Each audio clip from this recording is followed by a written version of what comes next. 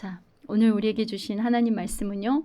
창세기 9장 25절에서 27절 말씀과 창세기 10장 1절 말씀인데요. 우리 한 목소리로 합독하도록 하겠습니다. 이에 이르되 가나안은 저주를 받아 그의 형제의 종들이 종이 되기를 원하노라 하고, 또 이르되 셈의 하나님 여호와를 찬송하리로다. 가나안은 셈의 종이 되고 하나님이 야벳을 창대하게 하사 셈의 장막에 거하게 하시고 가나안은 그의 종이 되게 하시기를 원하노라 하였더라. 노아의 아들 셈함과 야벳의 족보는 이러하니라. 홍수 후에 그들이 아들들을 낳았으니. 아멘. 여러분, 항상 우리가 말씀 가운데 듣는 이야기지만 구원의 시작과 진행과 완성을 사도 바울은 로마서 8장 30절에서 어떻게 말했다고 했죠? 부르시고 거듭남, 그리고 의롭다 하시고 자라나는 거, 기르고 양육하고 영화롭게 뭐예요? 어린 양의 혼인잔치 신부로 들어간다라고 했죠. 그러니까 이렇게 성경은 우리의 구원의 이야기이니, 그래서 계시록이 무엇으로 맞춰집니까, 여러분? 혼인잔치로 이렇게 마감이 되는 거예요. 그런데 여러분, 사도 바울만 그런 게 아니에요. 요한복음의 사도 요한 역시 이 요한복음에서도 부르시고, 이게 어디 나오면 요한복음 3장에 물과 성령으로 거듭나라고 하잖아요. 그러니까 니고데모는 율법으로 구원을 얻는다라고 확신하는 그런 상징이에요. 그런데 예수님이 뭐라 그래요? 그래가지고는 너 구원 못 받는다. 반드시 거듭나야 된다 하시면서 요한복음 3장 16절에 뭐라 그래요? 하나님이 세상을 이처럼 사랑하사 독생자를 주신다고 하시죠. 그리고 이제 의롭다 하시고도 나타나요. 자, 요한복음 6장에 보면은 예수님의 살과 피를 마셔라. 그러니까 예수 그리스도의 십자가로 구원받아라. 그러니까 광야에서 내려오는 만나, 그러니까 반석에서 나오는 신령한 물, 그러니까 하늘에서 내려온 내 살과 피를 먹어라. 그러니까 이 땅에서의 우리의 신앙생활은요, 바로 하나님의 말씀을 먹고 자라가는 구원의 진행의 모든 과정이 펼쳐지는 광야 교회로의 시간이라고 했습니다. 그리고 영화롭게 하시기도 또 나와요. 요한복음 20장에 보면은 여러분, 예수님이 부활할 때 막달라 마리아가 등장을 하잖아요. 그렇죠? 그러니까 부활의 제일 처음 소식을 알리는 게 누굽니까? 제자들보다 먼저 여인이 등장해요. 근데 막달라 마리아가 누구예요? 죄에게 포로된 7 귀신 든 여자예요. 그러니까 여러분, 7 귀신이 들었다는 말은 뭔 말이냐면 완전히 거의 죽어 있다는 거예요. 어둠에 쌓여서.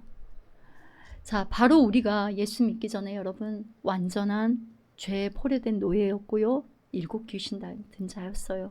그런데 긍휼의 하나님이 주님의 핏값으로 사서 여자여, 나의 사랑하는 나의 어여쁜 신부여, 이렇게 만들어 주신 겁니다.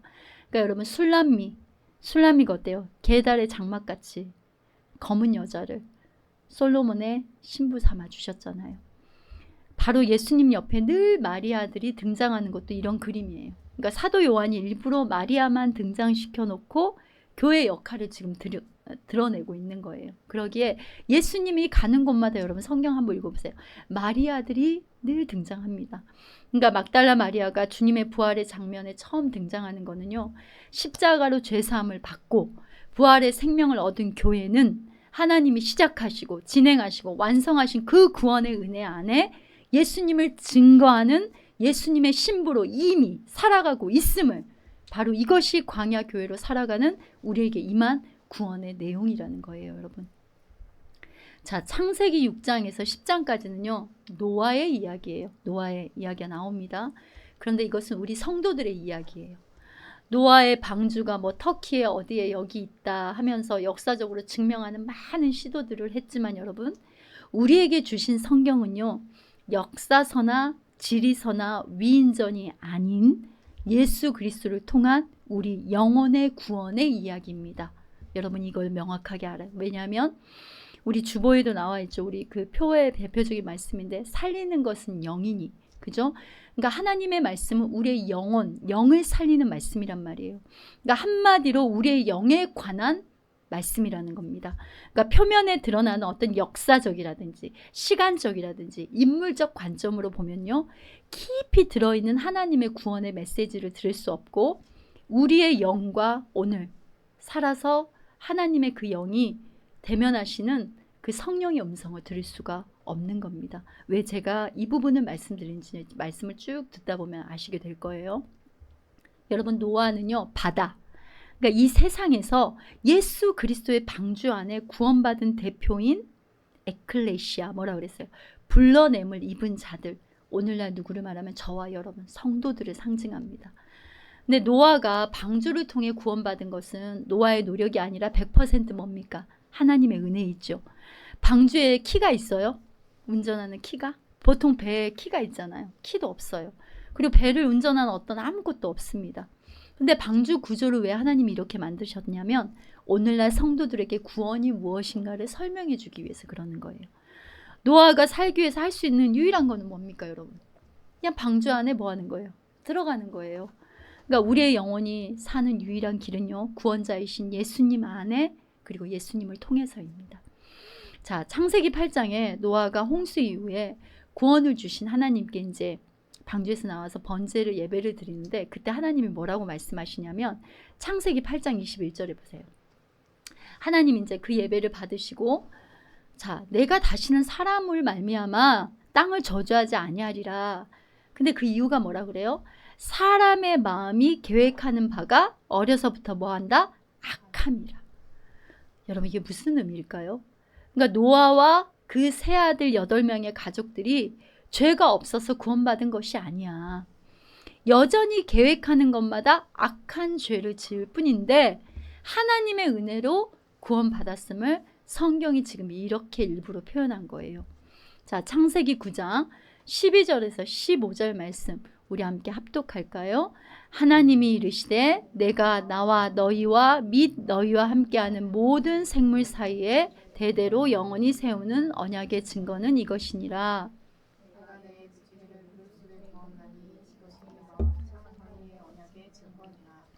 내가 구름으로 땅을 덮을 때에 무지개가 구름 속에 나타나면 내가 나와 너희와 및 육체를 가진 모든 생물 사이에 내 언약을 기억하리니 다시는 물이 모든 육체를 멸하는 홍수가 되지 아니할지라. 여러분 언약하셨는데 무지개 언약을 했죠. 무지개는 몇 가지 색깔이에요? 몇 가지 색깔? 7가지 색깔. 그러니까 뭐냐면 7은 뭐라 그랬습니까? 우리가 성경에 완전수라고 그랬잖아요. 그러니까 완전한 하나님의 언약이라는 거예요.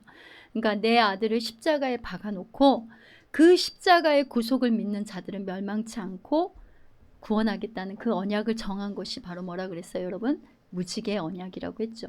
그래서 이거 예전에 제가 한번 설명했는데 무지개 모양이 얼마 전에 제가 무지개를 봤는데 무지개 모양이 이렇게 돼 있죠. 무지개는 캐세트, 활이라고 합니다. 활, 원어로 보면 활이에요, 활. 그런데 보세요.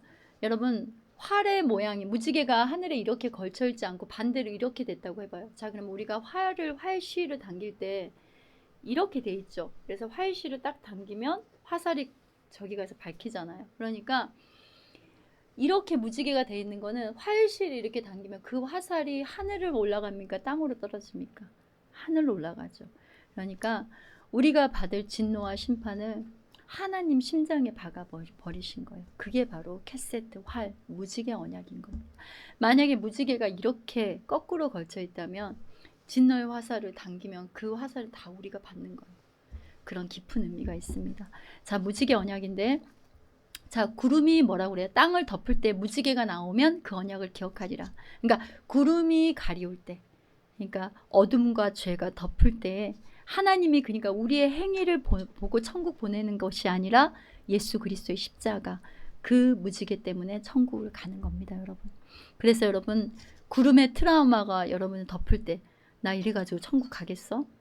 이런 어떤 의심이라든지 두려움이라든지 염려라든지 아니면 유혹과 미혹의 구름이 여러분 나타날 때마다 구름 속에 두신 십자가를 바라봐야 하는 거예요.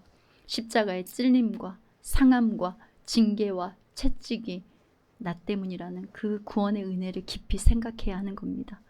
그러면 여러분 왜 성경은 이런 하나님의 말씀을 기록해 놓았을까요? 그러니까 구원은 인간의 행위로 갈 수 없다. 유일하게 가는 방법을 마련한 것이 예수님임을 알려준 거예요. 그럼 여러분 그 당시에 사람이 없었던 게 아니에요, 여러분. 많은 사람들이 있었는데 그 모든 사람들을 다 멸하고 왜 노아와 노아의 가족만 건져서 하나님이 선택해 주셨을까요? 왜 우리가 아직 죄인이고 행한 것 하나 없을 때 우리를 선택했을까요, 여러분? 그 이유를 여러분 아시겠어요? 이 이유는 피조물인 우리는 아무도 모릅니다. 그래서 여러분 아무나 예수 믿는 거 아니에요. 아무나 예배 자리에 올 수 있는 거 아닙니다. 하나님이 선택하시고 믿게 해주셔야 예수님을 믿는 겁니다. 그리고 내가 구원받기까지 또 하나님의 영으로 그 하나님의 사랑을 받은 누군가가 하나님 앞에 쏟아놓는 그 또한 기도와 그런 사랑들이 있었다는 것을 우리가 또 잊지 않아야겠습니다. 자, 에베소서 1장 4절에서 6절 말씀 함께 합독합니다. 함께합니다. 하나님께서는 우리를 사랑하셔서 하나님 앞에서 거룩하고 흠이 없게 하시려고 창세전에 우리를 그리스도 안에서 택하여 주셨습니다. 우리를 하나님의 자녀로 예정하셔서 하나님의 사랑하시는 아들 안에서 거저 주신 하나님의 영광스러운 은혜를 찬미하게 하셨습니다. 여러분, 그래서 구원은 100% 하나님의 은혜인 겁니다. 그러니까 예수님의 십자가는 100% 우리를 구원한 거예요. 십자가의 구속을 99%만 하고 1%는 내 노력이 들어가야 된다고 생각하면은 예수님의 십자가가 왜 필요하겠습니까? 우리가 구원받기 위해서 뭔가를 감히 해야 한다라는 구원의 행위라는 조건을 들이밀 수는 없는 거예요. 그렇다고 예수 믿고 그냥 아무렇게나 살다가 어차피 천국 가면 되겠네. 또 이런 생각 뭐라 그랬어요? 예수 그리스도를 통한 구원이 무엇인지를 모르는 무지함이라고 그랬죠, 여러분. 하나님이요, 우리를, 그러니까 어떤 자들을, 하나님이 택한 백성들을 선택하셔서 구원의 은혜를 베푸신 이유는요, 그 선택된 백성들에게 하나님의 선택된 그 열매를 나타내게 하시려는 하나님의 목적이 있는 거예요. 그러니까 즉 하나님이 우리에게 거저 주신 그 구원의 은혜의 풍성함이 무엇인가를 드러내시기 위해서, 그리고 하나님이 영광받고 찬송받기 위해서 우리를 선택하신 거예요. 그러기에 여러분, 선택받은 이들이 예수님을 따라가는 거룩한 삶, 순종의 행위는요, 선택의 조건이 아니라, 그죠? 우리가 이렇게 해줘야지 하나님이 선택한다는 그런 조건이 아니라 성령이 우리 안에 일하시는 선택의 열매인 겁니다. 아멘이시죠, 여러분? 그래서 우리가 앞에서 말씀드린 것처럼 창세기를 우리 영의 이야기로 봐야 돼요. 우리의 영의 이야기인 예수 그리스도를 통한 내 영혼의 구원의 이야기로 지금 제가 풀어가고 있습니다. 여러분, 영은 항상 현재입니다. 그러니까 영은 시간과 공간을 초월해요. 그러니까 창세기 10장에 보면 여러분, 노아의 계보가 노아의 아들들의 이야기가 나온단 말이에요. 자, 족보, 톨레도트, 족보, 기원, 스토리라는 뜻이에요. 근데 성경에 나타난 족보는요, 무엇을 위한 스토리예요? 그러니까 구원의 스토리고, 구원받는 백성들의 영혼에 오늘날 주시는 말씀의 그 스토리, 하나님의 스토리가 들어있는 거예요. 자, 창세기 10장부터는 구원의 진행으로 야벳, 함, 셈의 이야기가 나오는데, 여러분, 언어가 11장에서 바벨탑을 쌓은 이후로 나뉘어진단 말이에요. 그런데 창세기 10장 5절 한번 보세요. 10장 5절에 이미 언어, 종족, 나라대로 나뉘어졌다고 이렇게 언급이 되잖아요. 그러면 무슨 말이겠어요? 창세기 10장과 11장이 시간차로 나뉘어지는 시차적이고 역사적인 이야기가 아니라, 즉 우리에게 전하고 싶은 하나님의 구원의 메시지가 있다는 뜻이잖아요.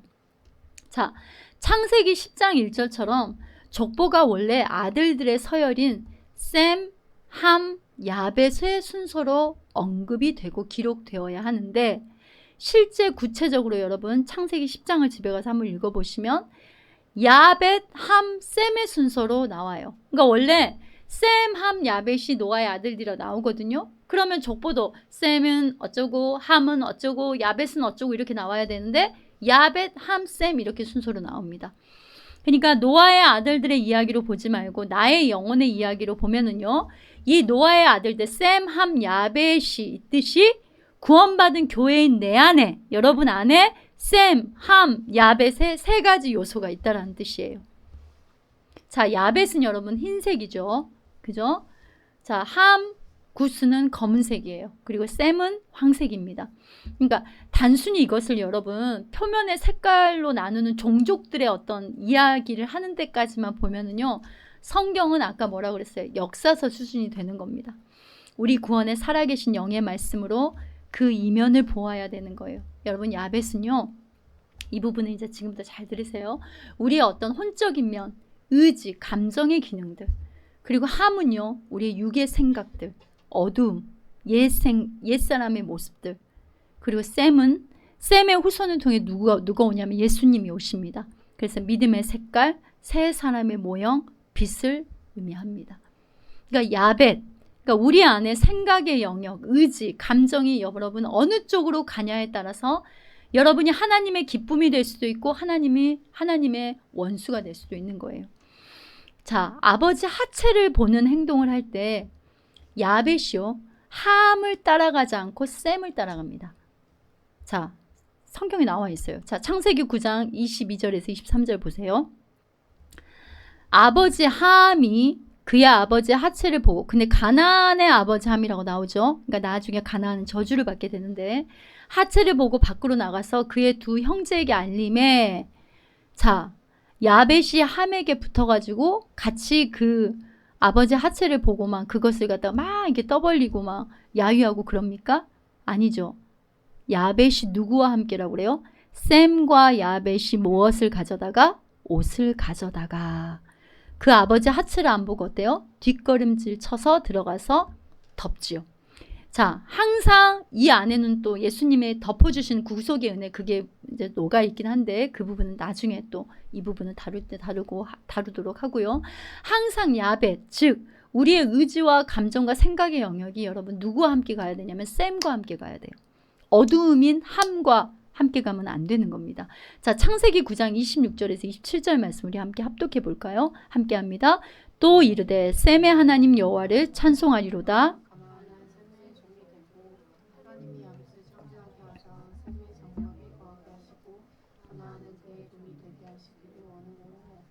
여러분 보세요.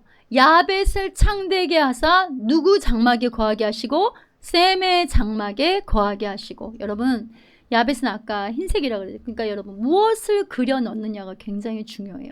그러니까 여러분의 생각과 감정과 의지에 무엇을 그려 넣느냐가 굉장히 중요합니다. 그러니까 창세기 10장 1절에서 보세요.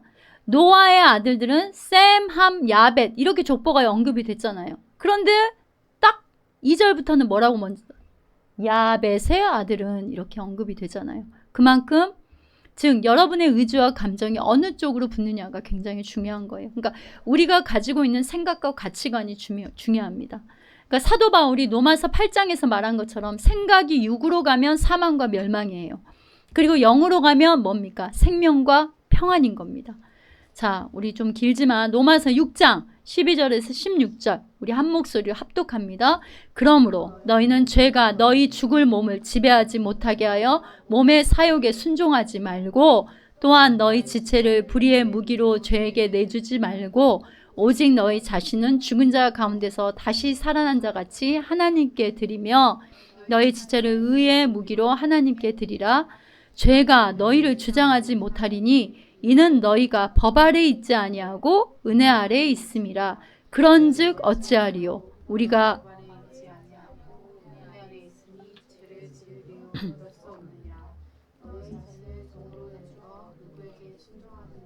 그 순종함을 받은 자의 종이 되는 줄을 너희가 알지 못하느냐?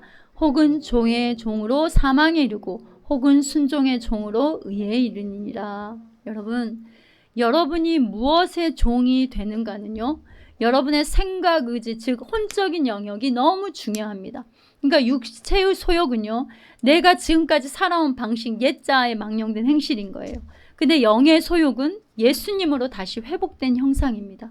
그런데 여러분, 우리가 예수님 따라가는 게 쉽지 않아요. 그래서 우리는 함이라는 육신의 소욕이 왜냐하면 편하고 익숙하고 자동 반사적으로 나와요. 항상 죄의 중력의 영향을 받아 따라가는 게 바로 함입니다. 그러니까 함을 따라가려고 해요. 그러니까 즉 빛이신 예수님을 따르는 성령의 길은요, 어렵고 불편하기에 본능적으로 거부하는 겁니다. 오늘날 주님의 피로 값주고 사신 교회 성도들이요, 실질적으로 셈을 따르지 않아요.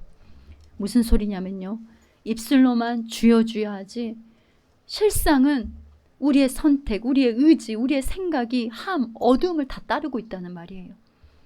여러분, 뒤에 나오는 창세기 11장에 보면요, 함의 후손 니므롯, 함의 후손이 니므롯이 나오죠. 이 거인들이 결국은 뭘 쌓아요? 바벨탑을 쌓잖아요. 그러니까 어두움, 옛사람인 구습을 쫓으면 분명히 바벨탑을 쌓게 되어 있는 거예요. 근데 하나님 뭐라고 그랬어요? 가나안은 셈의 종이 되어라. 그러니까 성경은 셈이 가나안을 종으로 삼고 살아야 한다 하는 거예요. 그러니까 하나님처럼 되려고 하는 육신의 소욕인 구스와 리므로 가나안이 셈의 지배를, 성령의 통치를 받아야 된다라는 것을 말을 하는 겁니다. 그렇다면 여러분, 함의 자녀들 가나안의 7 족속이 그러면 우리의 영혼, 우리의 영의 이야기하고 지금부터 무슨 상관이 있는가 한번 나눠보려고 그래요. 왜 하나님은요, 이 가나안의 7 족속을 가나안에 들어가면 여호수아에게 진멸하라고 명령을 했을까요, 여러분? 여호수아 6장 17절 21절 함께 합독해 볼까요? 이 성과 이 안에 있는 모든 것을 전멸시켜서 그것을 주께 제물로 바쳐라.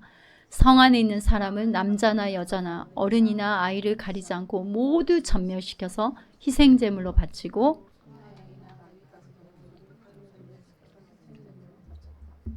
살아있는 건 뭐 하라는 거예요? 다 죽여라는 거예요. 그러니까 여러분, 우리 안에 성령을 따르지 못하게 우리의 영혼을 어둠에 누르고 갇히고 매이게 하는 그 정체를요, 가나안의 아들들 7 족속을 통해서 알 수 있는 거예요. 여러분, 결국은 여호수아가 쫓아냅니다. 그러니까 결국은 예수님이 그 영역을 통치하고 차지해야 되는 거예요. 하나님의 살아계신 말씀이 그 영역을 통치하고 어때요? 지배하는 겁니다. 여러분, 처음에 해족속의 뜻이 뭐냐면 여러분, 공포와 두려움이에요. 자, 하나님 나라는 여러분 공포와 두려움이 아니에요. 자, 디모데후서 1장 7절에서 뭐라고 그랬냐면, 하나님이 우리에게 주신 것은 두려워하는 마음이라고요? 아니요. 두려워하는 마음이 아니요. 뭐라고 나와요? 오직 능력과 사랑과 절제하는 마음이니. 여러분, 평안의 복음을 신고 전신갑주를 입고 싸우는 담대함을 우리에게 주신 거예요. 불안이 여러분 안에 있으면 이거는 마귀입니다. 이것들은 셈의 종이 되어야 해요. 그러니까 예수 생명의 다스림을 받아야 하는 겁니다. 2 번째 족속이 기르가스. 기르가스의 뜻은 뭐냐면 여러분, 진흙탕이라는 뜻이에요. 그리고 혼돈과 무질서라는 뜻입니다. 여러분, 하나님의 나라는요, 혼란스럽거나 혼미하지 않아요. 그러니까 정신없고 복잡하고 분주하고 생각이 정신없이 가지를 여러분 치면은 기르가스예요. 지금 하나님께 맡기고 잠잠하기를 하나님 앞에 우리가 구해야겠죠. 그러니까 여러분, 생각이 막 혼동스럽고 막 진흙탕이고 무질서이고 막 이런 것들요, 기르가스입니다. 자, 3 번째가 뭐냐면 아모리죠. 아모리의 뜻이 뭐냐면 높은 산에 있는 사람들이란 뜻이에요. 높은 산의 사람들. 뭘 말할까요? 교만입니다. 교만. 교만은요, 어둠이 낳는 족속이에요. 이게 지금 이 가나안의 7 족속이 함, 구스, 리므로 거기서 나온 거란 말이에요. 그러니까 여러분, 교만이 들어오면 자신은 의로움에 도취되어서 남을 정죄하고 판단함이 터져 나오는 겁니다. 날마다 말씀으로 대적하고 쫓아내야 돼요. 그리고 4 번째 가나안이에요. 가나안 족속은, 가나안의 뜻은 뭐냐면 낮은 땅의 사람들이에요. 여러분, 상처, 낮은 자존감, 우울의식, 패배의식을 말해요. 우리는요, 자만심이 아니라, 자만감이 아니라 복음이 입혀주는 자존감이 있어야 되는 거예요. 여러분, 우리 안에 여러분 상처가 있으면요, 순간적으로 마음이 떨어져 버립니다. 근데 우리 자녀들도 지금 있잖아요. 우리 자녀들은 뭐 상처가 없을 것 같습니까? 똑같습니다. 어른들하고 이 아이들이 학교나 이 아이들이 일상의 삶을 살아가면서 마주치는 강도는 우리 다음 세대도 똑같은 거예요. 그러니까 우리 자녀들 안에 상처가 있으면 우리 아이들도 순간적으로 마음이 탁 낙담하고 울로 떨어지는 겁니다.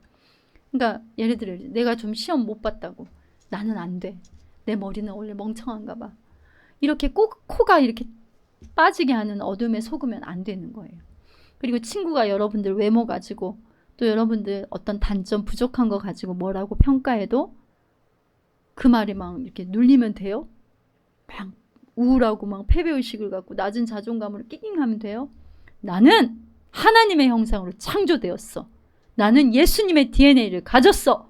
이런 정체성을 가져야 되는 거예요. 자, 우리 다음 세대 하람 예꿈 목사님은 초등학교 2학년 때 옥상에서 떨어졌어. 그러니까 2층 옥상인데 밑에가 슈퍼집이고 할머니 집이 이제 2층에가 있었는데, 옥상에서 올라가서 놀다가 그 슈퍼집 딸내미가, 내가 아직도 그의 기억을 못해, 얼굴을 기억을 했어야 되는데, 굉장히 어려서 몸이, 제가 키는 크고 굉장히 말랐어요. 말라깽이 같이. 그러니까 굉장히 가벼웠습니다. 근데 이렇게 밑에를 이렇게 막 옥상에서 뛰어노다 밑에를 이렇게 내려다보고 있는데 그 애가 뒤에 와서 애비 이렇게 하는 거야. 장난치려고. 근데 제가 넘어가 버린 거예요. 그래가지고 머리가 이제 콘크리트 바닥에 이제 다친 거죠. 그런데 이제 그때 이제 엄마 아빠가 일 가시고 할아버지 할머니한테 좀 맡겨놓고 사는 그런 시기였는데, 그러니까 할아버지 할머니도 이렇게 빨리 병원에 데려가면 되는데 그 나이 드신 분들이 가는지 모르니까 이제 안 데려가요. 근데 나는 내가 아직도 기억이 나요. 막 내가 벽에 기대가지고 할머니 나 죽을 것 같아. 머리가 아파서 죽을 것 같아. 계속 내가 이러고 울었어요. 그 기억이 나요. 그게. 그러니까 아빠가 이제 와서 저녁에 와서 보니까 머리가 애가 이만해져 있는 거예요. 얼굴이 띵띵 부어 있고. 그러니까 아직도 기억납니다. 그 오밤에요. 아버지가 화가 나가지고 나의 모든 짐, 그때 이제 우리 남동생도 같이 맡겼는데 모든 짐을 다 싸가지고 밖으로 나온 거예요. 근데 그때 비가 엄청나게 쏟아졌었어요. 그래서 아직도 기억나요. 내려가는, 그때 당시 자가용이 잘 없던 시대잖아요. 자가용 가진 어떤 아저씨가 우리를 태워줬던 기억이 나요. 그것까지 기억이 나요. 그런데 이제 초등학교 2학년 때 이렇게 머리에 다쳤잖아요. 저는 초등학교 3, 4학년 때 기억이 없습니다, 여러분. 담임 선생님 얼굴도 기억나요. 근데 내가 분명히 학교를 다녔어요. 그 2년을. 그런데 그 2년 동안 배웠던 것, 무엇을 배웠는지 몰라요. 그리고 친구들과 어떻게, 분명히 놀았겠죠? 놀고 일상을 하고 그랬죠. 근데 친구들 얼굴도 한 두세 명밖에 기억이 안 나고 그 기억이 없습니다. 그러니까 마치 그 순간에 이제 내가 이렇게 닫혀져 있던 것처럼 이제 그런 상태였던 거죠. 그리고 이제 내가 점점 이제 5학년 때부터 회복이 됐는데, 목사님 좀 창피한 말 할까? 목사님 고박이 나누기를 6학년 때 했어. 그것도 아빠한테 맞아가면서. 그게 뭐냐면 아무리 가르쳐줘도 그걸 못해. 그러니까 그때 뇌가 다칠 때 이렇게 좀 논리나 이런 쪽으로 관장하는 쪽이 다쳤었나 봐요. 근데 그래가지고 오죽하면 우리 6학년 때 담임 선생님이, 내가 정말 좋아하는 남학생이 있었어요. 그런데 그 남학생을 내 옆에다 붙여놓고 나한테 그걸 가르쳐주라고 하는 거예요. 얼마나 자존심이 상했겠어 내가. 걔가 굉장히 잘생겼거든요. 이 사부님 좀 표정이 이상해지는데 자, 그랬는데 이제 6학년 때부터 머리가 서서히 회복되는 게 느껴지고, 그래서 그때 고박이 나누기 분수 그때 아빠한테 배웠어요. 목사님 그렇게 멍청했었어요. 머리를 다쳐가지고. 그런데 하나님이 이렇게 살려줘가지고 또 이렇게 여러분 앞에서 말씀을 전하게 하시잖아요. 그러니까 어떤 그런 상처들이 있으면 우리 아이들이 또 이렇게 탁 떨어진단 말이에요. 그럴 때마다 복음의 그 정체성을 자꾸 심어주는 게 중요합니다. 그래서 우리 아이들 말씀을 듣는 거예요. 근데 여러분 아이들만 그런가요? 어른들도 마찬가지예요. 내가 과거에 받은 상처나 여러분들이 말들에 잡혀서 살면은요, 마귀가 옆에서 박수치고 좋아하고 있어요, 여러분. 영적으로 보면. 그러니까 여러분 마음에 앉아있는 상처들의 먼지를 털어내고 그 다음 하나님 걸음에 순종하며 나아감이 하나님의 뜻입니다. 그러니까 여러분 삶의 예배와 기도의 무릎을 일으켜 세워야 되는 거예요. 여러분 성경에 보면은 바알과 아세라의 선지자 850명을 기손 시내가에서 쳐 죽인 엘리야 아시죠 여러분? 하늘에서 불이 내려온. 근데 이세벨의 그 말 한마디에 불이 내려와가지고 하나님의 임재도 경험하고 하나님의 일하심도 경험하고 그 이스라엘 백성들에게 하나님이 나타나심을 다 하나님께서 나타내 주셨어요. 그리고 그 바알과 아세라의 그 선지자 850을 기손 시내가에 가가 목을 동강동강 다 죽였단 말이에요. 그런데 그 이세벨의 말 한마디 때문에 두려움에 사로잡혀서 도망하고 노뎀 나무 아래서, 노뎀이 무슨 뜻인지 아세요 여러분? 노뎀이 시궁창, 진흙탕이란 뜻이에요. 아까 기르가스였죠. 그러니까 심지어는 하나님께 그 노뎀 나무에서 뭐래요? 하나님 나 충분합니다. 내 그냥 목숨을 걷어가 주세요. 나 그만할랍니다. 그만 살랍니다. 근데 엘리야의 지금 마음이 기르가스, 진흙탕이 되고 가나안, 두려움이 주는 우르시게 그 함의 족속이 확 들어와 버린 거예요 지금. 여러분 위협의 근원은 두려움이며 두려움의 근원은 원수 마귀입니다. 여러분 사단이 하나님의 자녀를 농락하고 조작하고 조정하고 조성하는 방법이 뭔지 아세요 여러분? 여러분 안에 두려움을 갖다 심어주는 거예요. 사단은요 예수님에게 빼앗긴 그 자신들의 권위 권세를 회복하기 위해서 우리가 예수님 안에 부여받은 자녀됨의 권세, 그 영적 지위를 노리고 있는 거예요. 바로 그것을 탐하는 방법이 뭐예요? 우리 안에 두려움을 갖다 심어주는 거예요. 그러니까 우리 자녀들도 보면은 그 두려움에 사로잡혀 있는 경우가 되게 많습니다. 그래서 하나님이 우리에게 주신 은사와 영적 재능을 발휘하지 못하게 하는 거예요. 자꾸 우리의 생각으로 막 환상으로 공상으로 막 우리를 공격을 해요. 그리고 때로는 환경과 또 우리를 위협할 수 있는 사람들도 이용을 해요. 그래가지고 무슨 방법을 사용하든 사단의 목표는 자녀들의 권세됨을 사용하지 못하게 하는 거예요, 여러분. 그런데 여러분 그거 아세요? 두려움은요, 우리가 우리 자기 자신에게 집착할 때 더 커지게 돼요. 이런 거죠. 나는 어떻게 될까? 내게 무슨 일이 일어날까? 내 미래는 어떻게 되지? 내 자녀는 어떻게 될까? 내 남편은 어떻게 될까? 이렇게. 내 아내는 어떻게 될까? 이런 어떤 걱정, 근심, 이런 똥들이 내 마음에 계속 쌓이게 되면요, 여러분, 바알세불이 뭐라 그랬으면 파리대왕이라고 그랬죠. 그 파리대왕 사단이 날라드는 거예요. 그걸 먹으려고. 자, 열왕기상 19장 5절 말씀 보세요. 노뎀 나무 아래서 누워 자더니, 여러분, 엘리야가 노뎀 시궁창 진흙탕에서 나무 아래서 누워 자더니, 잤다는 말이 뭐예요? 거의 죽음이라는 거예요. 일어날 힘도 없다라는 거예요. 근데 여호와의 천사가 어루만지며 뭐하고 뭐를 먹으라 그래요? 떡과 물을 먹으라 해요. 근데 먹고 마셨는데도 일어나지를 못해요. 그러니까 또 여호와의 천사가 또 어루만지며 일어나 먹어라 해요. 너 갈 길을 못 갈까 하노라, 이렇게 하면서. 자, 열왕기상 19장 8절 말씀 우리 함께 합독할까요? 이에 일어나 먹고 마시고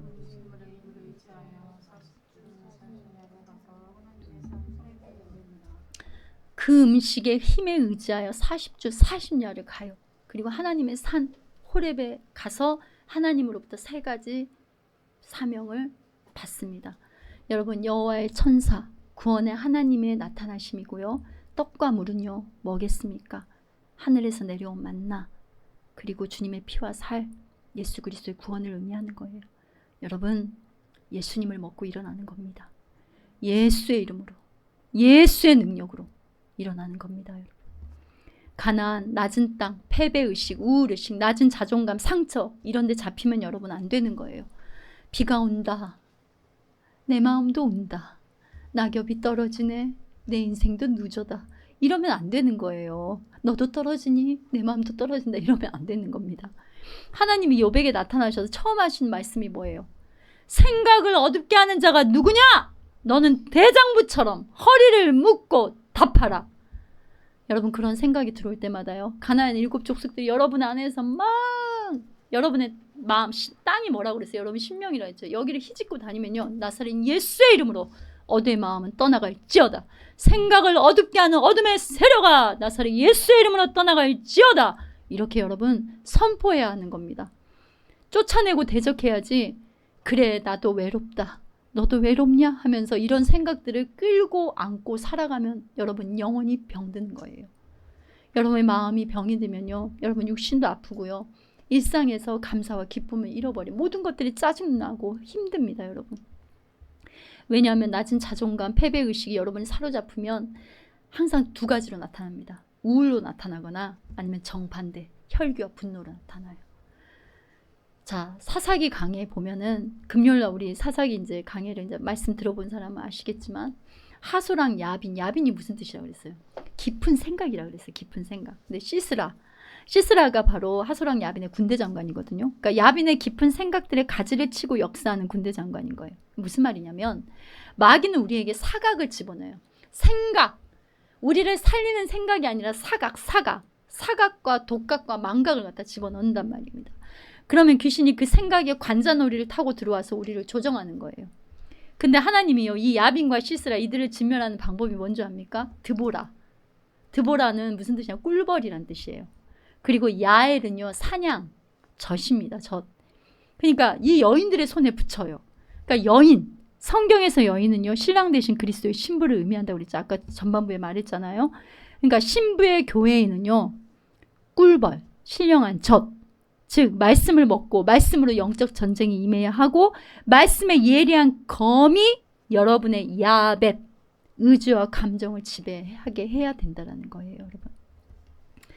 그래서 여러분, 성령에 이끌려서 예수님께서 금식하실 때 마귀가 찾아와서 3가지 시험을 했죠. 그러면 여러분, 돌을 떡덩이로 데려다 높은 데 뛰어나, 이 천하만국, 예수님의 생각에 그렇게 공격을 해왔다는 거예요. 근데 예수님은 어떻게 했어요? 기록되었을 때 사탄아 물러가라. 기록되었을 때, 기록되었을 때.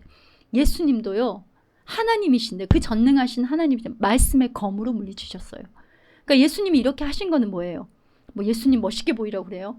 예수님으로부터 내리는, 그러니까 하늘로부터 내리는 참 만나, 참 양식인 예수님을 먹고 너희들도 이렇게 말씀으로 물리쳐라고 친히 본을 보여주신 거예요, 여러분. 자, 5번째 족속이 누구냐면 브리스 족속이에요. 브리스는요, 시골 사람이라는 뜻인데 신경질, 무식함, 그러니까 건드리면 폭발하는 거, 그냥 뭐 본성대로 이렇게 하는 거. 그리고 히위는요, 세상적 쾌락과 중독을 말합니다. 그리고 여부스는 원망과 증오와 불평의 뜻입니다. 여러분 속에 원망과 증오와 불평 이런 것들이 지금 막 올라오면 이게 성령의 역사 아닙니다. 아, 지금 함이 그림을 그리고 있구나.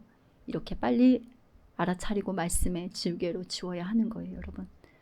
우리는 말씀이 예수가 지배하는데 교만이, 욕심이, 불평이 지배하면 나중에는 하나님도 이겨먹습니다. 말씀에 순종이 안 되는 거예요. 셈이 예수의 말씀이 지배하도록 해야 하는 겁니다. 가장 치열한 전쟁이 바로 여러분 성령과 육신의 소욕의 전장이 여러분 마음이에요. 그래서 지킬 만한 것 중에 뭘 지키라고요? 여러분 마음을 지키라고 하잖아요. 야벳은 셈과 함께 장막에 거하라 했어요. 야벳이 함 어둠을 따라가면 가나안이 셈의 종이 아니라 가나안이 이겨먹으려고 하는 거예요.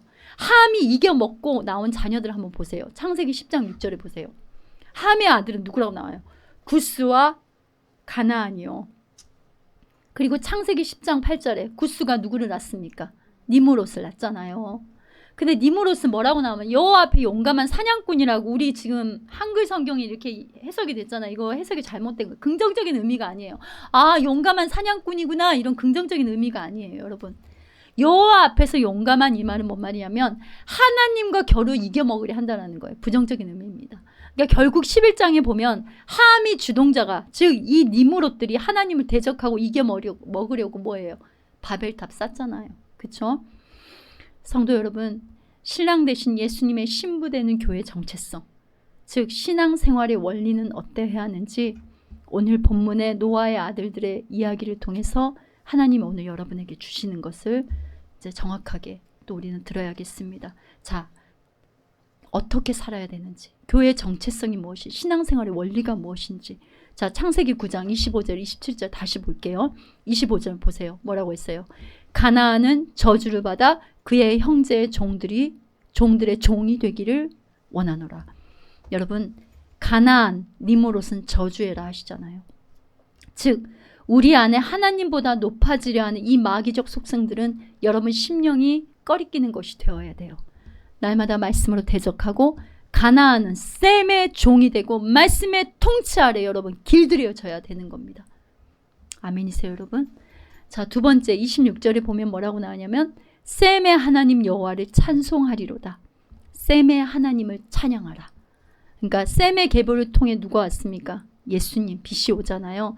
그러니까 구원의 예수님을 높이고 찬양하라는 거예요.